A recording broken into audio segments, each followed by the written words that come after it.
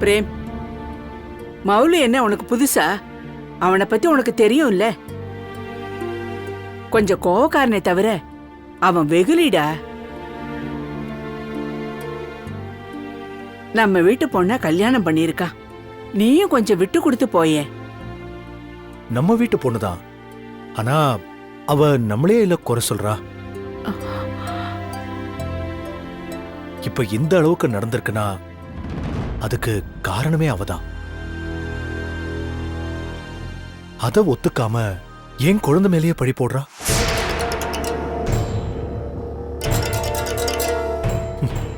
பிறந்த குழந்தை அத அவங்கள என்ன பண்ணும் பாட்டி?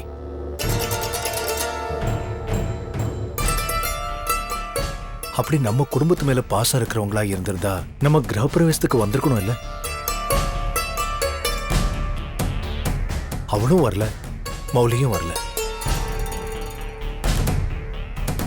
அவ குழந்தைய பாத்திரக்கூடாதுங்கிற எண்ணம் தானே. சரி பிரேம், அவங்க மேல தப்பே இருந்தாலும் பெருசா பாதிக்கப்பட்டவங்க அவங்க தானே. அதனால அவங்க மேல கோவப்பட வேண்டாம். பிரேம், மௌலிக்கு வேற வேலையை மாத்தி கொடுத்துடலாம். சரிங்க, என் அண்ணன் வேலைக்கு வரணும். ஆனா என்ன வேலைங்கிறது முக்கியம் இல்ல. இப்ப நம்ம ஓரளவுக்கு வசதியா இருக்கோம். அதுக்காக பணம் கொடுத்தா எங்க அண்ணா அதை வாங்கிக்க மாட்டாரு. எங்க அம்மா ஹாஸ்பிட்டல்ல இருந்தப்போ அந்த செலவெல்லாமே எங்க அப்பா தான் பாத்துக்கிட்டாரு. அந்த பணத்தை கூட கணக்கு போட்டு கொடுத்துடணும்னு எங்க அண்ணன் சொல்லிட்டு இருப்பாரு.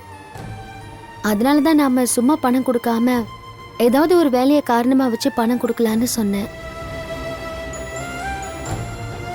எங்க பாருங்க, நீங்க நினைக்கிற மாதிரி எங்க அண்ணனும் இல்ல, சௌந்தர்யாவும் இல்ல. உங்க மேல அவர் வச்சிருக்கிற பாசம் எப்பவுமே குறையாது. எல்லாத்துக்கும் காரணமே அந்த பயம்தான்.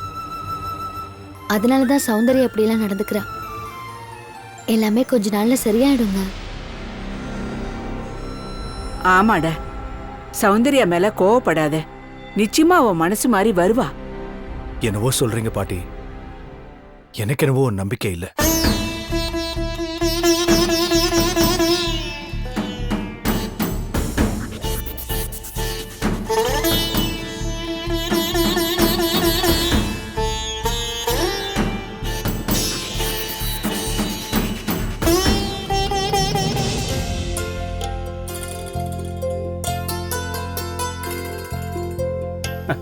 இந்தாங்க. தேங்க்ஸ்மா. எடுத்துக்கோங்க. என்னங்க? நல்லா இருக்கு. அர்ச்சனா போய் ரொம்ப நேரம் ஆயிடுச்சா? அரை மணி நேரம் இருக்கும். இப்ப வந்துருவா. அத்தை, ரொம்ப சந்தோஷமா இருக்கு அத்தை. இப்ப வந்ததுக்கு ஆரம்பத்திலே வந்திருந்தீங்கன்னா எந்த ஒரு குழப்பமும் வந்திருக்காது. எந்த ஒரு பிரச்சனையா இருந்தாலும் நேருக்கு நேர் பேசிட்டா அப்பவே தீர்ந்துரும். எப்போ மூணாவது மனுஷங்க தலையிடுறாங்களோ அப்பதான் பிரச்சனை அதிகமாகுது. அப்படிதான் இதுவும் நடந்தது. லக்ஷ்மியை பொறுத்த வரைக்கும் ஒரு விஷயம் சொல்ற மௌலி, சொந்த யோசனைங்கிறது எதுவுமே கிடையாது. இவளுக்கு யாராவது மனசுக்கு பிடிச்சிருச்சுன்னா அவங்க சொல்றது அப்படியே கேட்பா. அவங்க சொல்றது நல்லதா கெட்டதான்னு எதையும் ஆராய தெரியாது. அதுக்காக லக்ஷ்மி தப்பே பண்ணலன்னு சொல்லல. ஆனா இப்ப அப்படி இல்ல. ஆமா மௌலி, அர்ச்சனா இல்லைன்னா இப்ப நான் உயிரோடவே இருந்திருக்க மாட்டேன். அந்த நன்றியை நான் மறந்தது என்னோட பெரிய தப்பு. அதுக்காக உங்க எல்லார்கிட்டயும் நான் மன்னிப்பு கேட்டுக்கிறேன். ஐயோ, மன்னிப்பெல்லாம் வேண்டாங்க. எவ்வளவு தூரம் நீங்க மனசு மாறி வந்ததே பெரிய விஷயம். என்னதான் அர்ச்சனா எங்க வீட்டு பொண்ணா இருந்தாலும் அவ நிரந்தரமா வாழ போறது உங்க வீட்டுல தானே. அவ எப்பவுமே உங்களுக்கு தான் சொந்தமானவ. கல்யாணம் பண்ண புதுசுல எங்க வீட்டுல இருந்தப்போ நீங்க அவளை கூப்பிட வந்தீங்க. அப்ப நீங்க ஒரு வார்த்தை சொன்னீங்களே, உங்களுக்கு ஞாபகம் இருக்கா? எங்க வீட்டுக்கு வரதா இருந்தா பிறந்த வீட்டு உறவுகள் எல்லாம் அறுத்துட்டு வரணும்னு சொன்னீங்க. அந்த வார்த்தையை கேட்டும் கூட நான் அவளை உங்களோட அனுப்பி வச்சேன். காரணம், அப்படியாவது உங்க ஆதரவு அவளுக்கு கிடைக்கும்னு தான். ஆனா நான் நினைச்ச மாதிரி எதுவுமே நடக்கல. மறுபடியும் பெட்டியை தூக்கிட்டு இங்கதானே வந்து நின்னா. இவர் கூட அர்ச்சனாவை திட்டினாரு. அத பொதுவாவே ஒரு பொண்ணு புகுந்த விட்டு விட்டு வரக்கூடாது. இப்போ என் மனைவி இருக்கா. இப்போ அவ என்ன மாதிரி சூழ்நிலையில இருக்காங்கிறது உங்க எல்லாருக்குமே தெரியும். ஆனாலும் இவ இங்க இருக்காளே தவிர அவங்க வீட்டுக்கு போலியே. அதனாலதான் நான் அர்ச்சனாவை திட்டினேன். ஆனாலும் அவ என்ன நடந்ததுன்னு சொன்னதுக்கு அப்புறம் அவ பக்கம்தான் நியாயம் இருந்தது. அவளோட மனசுல இருக்கிற வேதனை அப்பதான் எனக்கு புரிஞ்சுது. பழசையெல்லாம் சொல்லி காட்டுறேன்னு நினைச்சு உங்க மனசுக்குள்ள வச்சு வேதனைப்படாதீங்க. இனிமேலாவது அப்படியெல்லாம் நடக்கக்கூடாது. அதுக்காக தான் சொல்றேன். இல்ல மௌலி, இனிமே அப்படியெல்லாம் நடக்காது.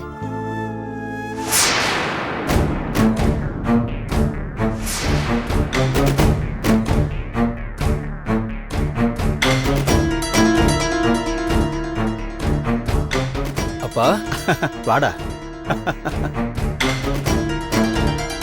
என்னப்பா சொல்லவே இல்லை? மா, எனக்கே உங்களை பார்க்கணும்னு தோணுச்சுமா. நீங்க வர்றத ஒரு ஃபோன் பண்ணி சொல்லிருக்கலாம்ல. இல்லடா, நான் வந்தது என் மருமகளை பார்க்கறதுக்காக.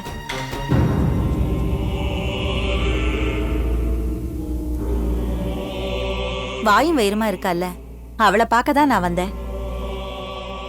அர்ச்சனா, இதெல்லாம் உனக்குதாம்மா, எடுத்துக்க.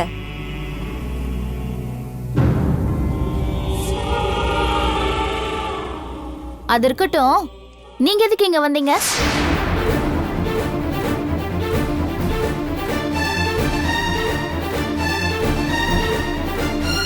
ஏய் அர்ச்சனா, சும்மா இருங்க.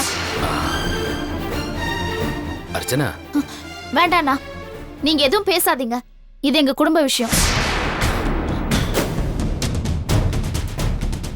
சொல்லுங்க, இவ்வளவு நாள் நடிச்சது போதாதுன்னு இப்ப புதுசா ஒரு வேஷம் போட வந்திருக்கீங்களா? அர்ச்சனா, கொஞ்சம் பொறுமையா இரு. அண்ணி வேண்டாம். என்ன நடந்ததுன்னு தெரியாம பேசாதீங்க. என்ன திடீர்னு மகன் மேலயும் மருமக மேலயும் அவ்வளவு பாசம்? உங்களையும் உங்க நடிப்பையும் எல்லாரும் நம்புவாங்க. மத்தவங்க என்ன, தோ உங்க பையனே நம்புவாரு. ஆனா நான் நம்ப மாட்டேன். இனிமே இங்க வர வேண்டாம். வெளியில போங்க. ஏய், உங்க முகத்துல முழிக்கவே நான் தயாரா இல்ல. அர்ச்சனா,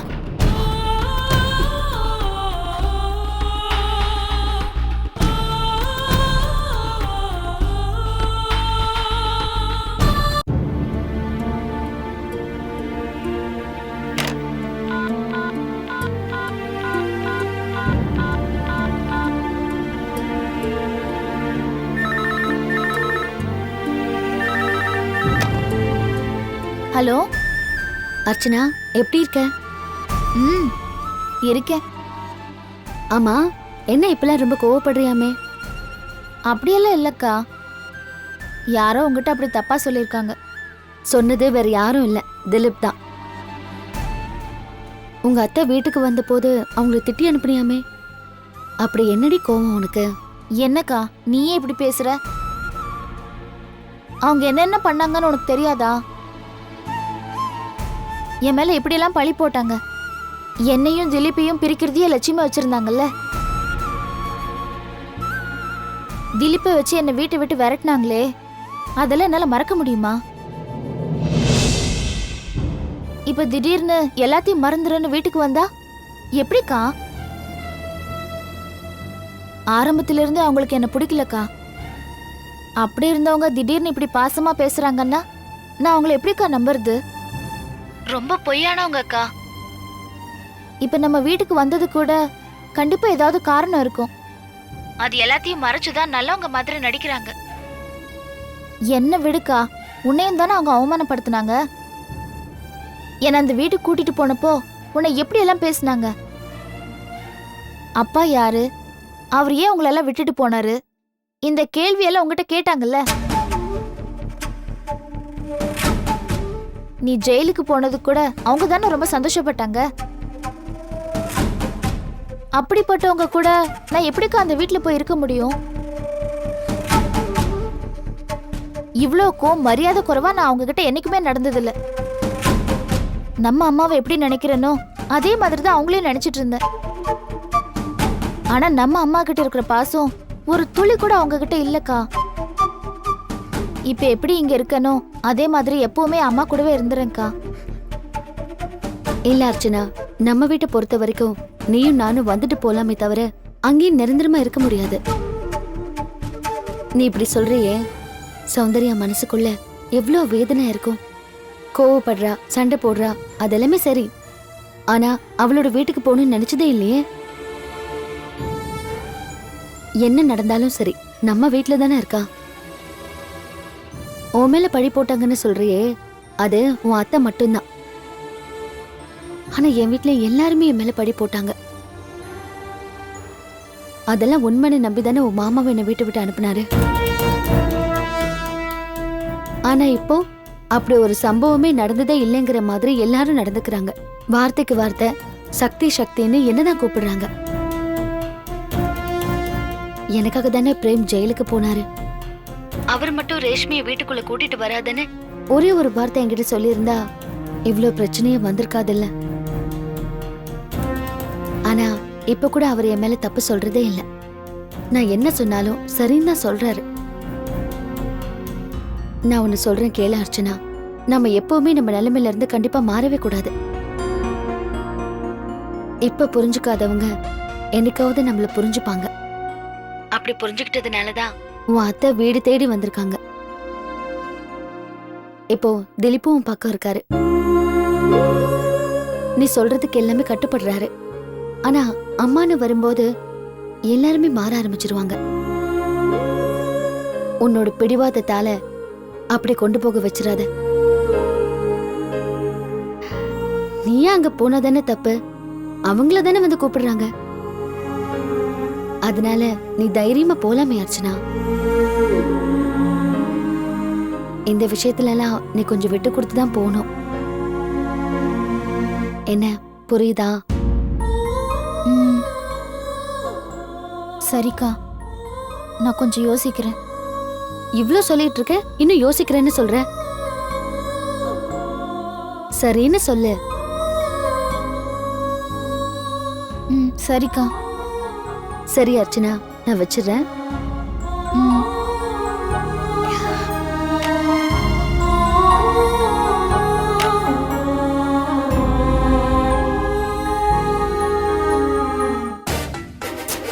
இப்ப எதுக்கு கண்ணீர் விட லக்ஷ்மி? அர்ச்சனா தானே பேசினா, பேசிட்டு போட்டோமே. அவங்க வீட்ல இருக்கிற யாருமே உண்மையில கோவப்படல. எல்லாரும் அன்பா தானே பேசினாங்க. அதுவே சந்தோஷமான விஷயம் தானே. நிச்சயமா அவங்களே அவளுக்கு புத்திமதி சொல்லுவாங்க. இல்ல மங்களம், யார் சொன்னாலும் அவ கேட்க மாட்டா. அந்த அளவுக்கு அவ என் மேல கோவமா இருக்கா. நடந்தது எல்லாத்தையும் எதையுமே அவ மறக்கல. என்னங்க, நாம வேணா போய் சக்தி கிட்ட பேசி பார்க்கலாமா? அவ சொன்னா அர்ச்சனா கண்டிப்பா கேப்பா. வேண்டாம் லக்ஷ்மி. அவங்கெல்லாம் ரெக்கமெண்டேஷன் பண்ணி அர்ச்சனா அந்த வீட்டுக்கு வரணும்னா அது வேண்டாம். எப்போ வரணும்னு தோணுதோ அப்போ வரட்டும். அப்படி விட்டா அது நல்லது இல்லைங்க. பின்ன அவ காலையில எப்போ விட முடியும்? லக்ஷ்மி பண்ணது தப்புதான், நான் இல்லைன்னு சொல்லல. அதுக்குதான் மன்னிப்பு கேட்டால. அப்புறம் என்ன, இதுக்கு மேல வேற என்ன பண்ண முடியும்? அங்க இருக்கிற எல்லாருமே அவளுக்கு புத்திமதி சொல்லியும் அவ கேட்கலன்னா என்ன பண்றது? அப்ப யாரையுமே மதிக்கலன்னு தானே அர்த்தம். இப்படி ஒரு பிடிவாதம் பிடிக்கலாமா? இதுக்காக நீ ஒண்ணு கவலைப்படாத. திலீப் கிட்ட நான் பேசுறேன். இனிமே இங்க வந்து அவனை இருக்க சொல்றேன். அவன் இங்க இருந்து வேலைக்கு போட்டுமே. பொண்டாட்டிய பார்க்கணும்னு தோணுனா அங்க போய் பார்த்துட்டு போட்டோம். நமக்கு நம்ம பையன் முக்கிய லட்சுமி. அவ அங்க இருக்கிறதுனால தானே அவ அப்படி நடந்துக்கிறா. அது மட்டும் இல்லாம கல்யாணம் ஆன உடனேயே மாமியார் வீட்டுல போய் அவன் தங்கிட்டாங்கிற கெட்ட பேர் அவனுக்கு வர வேண்டாம். அவனை மட்டும் இல்ல, நம்மளையும் 4 பேர் 4 விதமா பேசுவாங்கல்ல, அதுக்கு இடம் கொடுக்கலாமா? திலீப் அங்கிருந்து கூட்டிட்டு வந்துட்டா அவ தானா இங்க வருவா. அப்படி பண்ண வேண்டாங்க. அது இன்னும் பிரச்சனை அதிகமாக்கிடும். அது மட்டும் இல்லாம பையனை தனியா பிரிச்சுட்டு போயிட்டான்னு கெட்ட பேர் வந்துரும். அவங்க வீட்ல எத்தனை பேர் இருந்தாலும் திலீப் உதவி பண்ற மாதிரி அவங்களால பண்ண முடியாது. திலீப் கிட்ட சொல்லி அர்ச்சனா கிட்ட பேச வைக்கலாம். எப்படி அவ மனசு மாறுவா? குழந்தை பிறக்கிற வரைக்கும் தான் இந்த கோவம் பிடிவாதம் எல்லாமே. அதுக்கப்புறம் அதெல்லாம் போயிடும். அர்ச்சனா வீட்டை விட்டு கோச்சிட்டு போறது இது முதல் தடவை இல்லையே. ஏற்கனவே இப்படி போயிருக்கால. அப்ப நீங்க போய் கூட்டிட்டு வந்தீங்கல்ல, அதே மாதிரிதான் இப்பவும். அவ கண்டிப்பா வருவா. இவ்வளவு நாள் பொறுமையா இருந்துட்டோம், இன்னும் கொஞ்ச நாள் தானங்க. இல்ல மங்களம், எனக்கு அந்த நம்பிக்கை இல்ல. இனிமே அவ வரமாட்டா.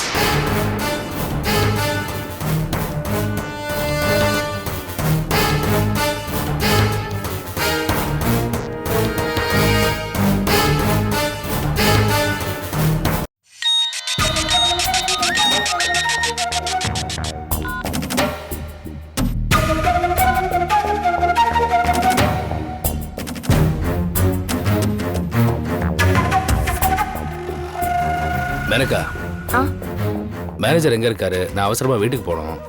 மேனேஜர் மீட்டிங்ல இருக்காரு. அவர் வந்த உடனே அவர்கிட்ட சொல்லிட்டு போங்க. பிரேம், நம்ம கன்சர்ன் பேர்லயே இன்னொரு கன்சர்னை நம்மளே ஆரம்பிக்கிறது நல்லா இருக்காது. அதுக்கு வேற ஒரு பேர் வச்சு ஆரம்பிச்சிடலாம். இங்க இருக்கிற சீனியர் ஸ்டாஃப்ஸை அங்க அனுப்பிச்சிடலாம். அதுக்கப்புறம் இன்டர்வியூ பண்ணி புது ஸ்டாஃப்ஸை வேலைக்கு எடுத்துக்கலாம். அவங்கள ட்ரெயின் பண்ணதுக்கப்புறம் வேணும்னா நம்ம ஸ்டாஃப்ஸை மறுபடியும் கூப்பிட்டுக்கலாம். எப்படி பண்ணாலும் இதோட பிரான்ச் தான் சார் வெளியே சொல்லுவாங்க. அதை பத்தி ஒரி பண்ணவே வேண்டாம். அஃபிஷியலா அது ஒரு தனி கம்பெனி தான்.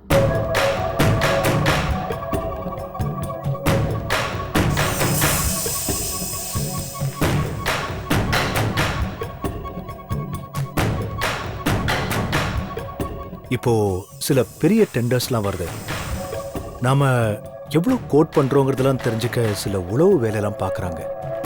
இப்போ கல்கியோட கம்பெனி இருந்தா நமக்கு கிடைக்கலனாலும் அவனுக்கு கிடைக்கலாம். ஆமா சார். ப்ராஃபிட் வேற எங்கேயுமே போகக்கூடாது. அதான் நம்மளோட மோட்டிவ்.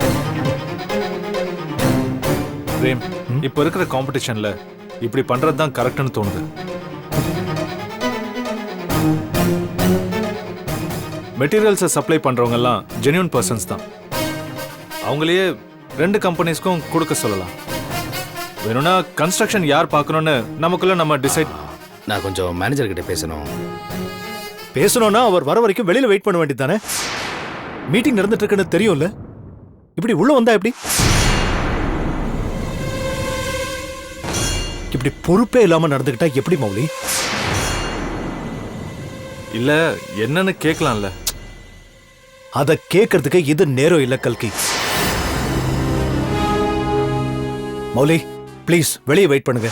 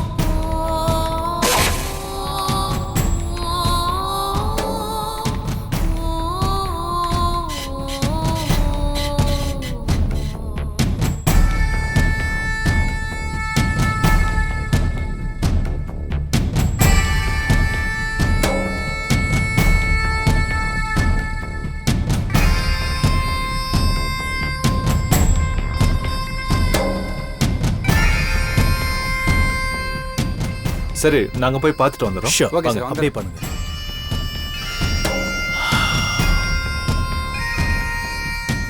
சார் உங்களை எம்டி உள்ள வர சொன்னார். போங்க சார்.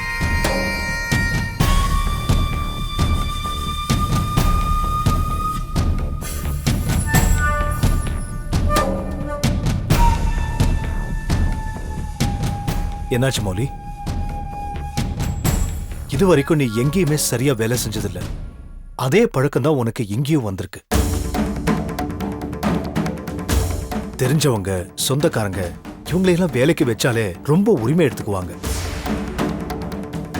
நீயாவது சரியா இருப்பேன்னு நினைச்சேன். ஆனா மௌலி, நீயும் அப்படிதான் இருக்க. இத பாரு, நான் உனக்கு வேணா ஒரு உதவி பண்றேன். இந்த ஆபீஸ்ல உனக்கு வேலை வேண்டாம், வேற ஏதாவது ஒரு கம்பெனிக்கு நான் ரெக்கமெண்டேஷன் கொடுக்கறேன். என்ன சொல்ற? உன்னை நான் என்னமோ நினைச்சேன்டா. சராசரி மனுஷங்க இல்லடா, அதை விட கீழே இருக்க. உண்மையிலேயே உங்ககிட்ட நான் வேலைக்கு சேர்ந்ததை நினைச்சா ரொம்ப கேவலமா இருக்குடா. இந்தா என்னோட ரெசிக்னேஷன் லெட்டர். மௌலி